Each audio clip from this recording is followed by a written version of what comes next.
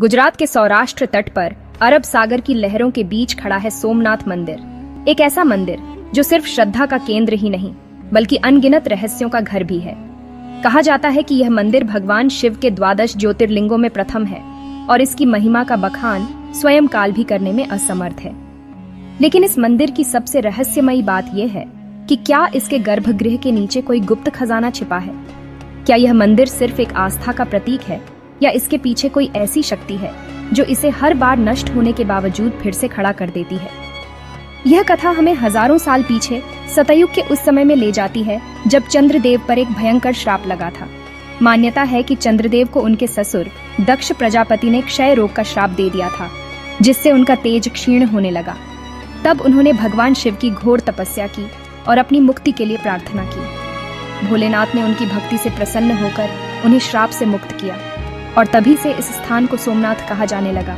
सोम यानी चंद्र और नाथ यानी स्वामी। यहीं पर भगवान शिव ने स्वयंभू ज्योतिर्लिंग के रूप में प्रकट होकर इस पवित्र स्थान को अमर बना दिया। परंतु यह मंदिर सिर्फ श्रद्धा का केंद्र नहीं बल्कि लूट और विध्वंस की कहानियों का भी साक्षी रहा है। इतिहास कहता है कि महमूद गजनी ने 1025 ईस्वी में इस मंदिर को लूटने के लिए आक्रमण किया। जब उसने मंदिर का दरवाजा तोड़ा तो उसने वहां कुछ ऐसा देखा जो उसे आश्चर्यचकित कर गया। एक विशाल शिवलिंग जो हवा में झूल रहा था। कहा जाता है कि यह रहस्य किसी अद्भुत शक्ति या चुंबकीय बल का था जो शिवलिंग को बिना किसी सहारे के खड़ा रखता था। लेकिन गजनी ने इस शक्ति को नष्ट कर दिया और मंदिर के अंदर प्रवेश किया। किंवदंतियां कहती हैं कि इस मंदिर के नीचे एक गुप्त खजाना छिपा था जिसमें सोने चांदी के भंडार, अमूल्य रत्न और दिव्य शक्तियां थीं। लेकिन जब गजनी ने मंदिर को तहस नहस किया तो वह इस खजाने को पूरी तरह खोज नहीं पाया।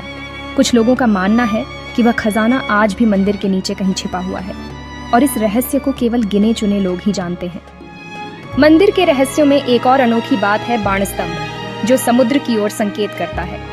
इस स्तंभ पर एक शिलालेख लिखा है कि इस बिंदु से दक्षिण ध्रुव तक बिना किसी बाधा के सीधी रेखा में कुछ भी नहीं है।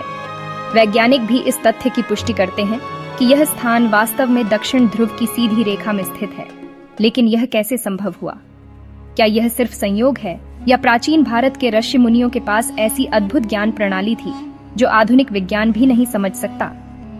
इतिहास कहता है कि सोमनाथ मंदिर को 6 बार नष्ट किया गया और हर बार इसे फिर से बनाया गया। महमूद गजनी के बाद अलाउद्दीन खिलजी, फिर औरंगजेब ने इसे तोड़ा, लेकिन यह मंदिर हर बार और भी भव्य रूप में खड़ा हो गया। 1947 में जब भारत स्वतंत्र हुआ तो सरदार वल्लभ भाई पटेल ने इस मंदिर के पुनर्निर्माण का संकल्प लिया।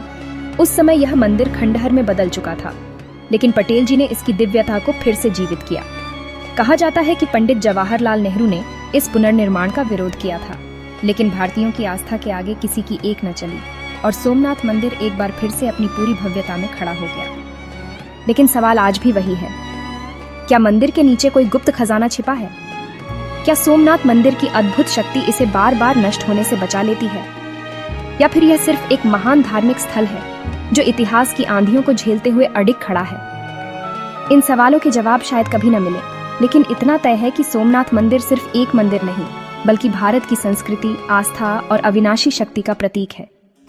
तो दोस्तों, अगर आपको ये वीडियो की जानकारी रोमांचक लगी तो वीडियो को लाइक और शेयर जरूर करें और हमें कमेंट में बताइए कि आपको इस मंदिर का कौन सा रहस्य सबसे ज्यादा अद्भुत लगा।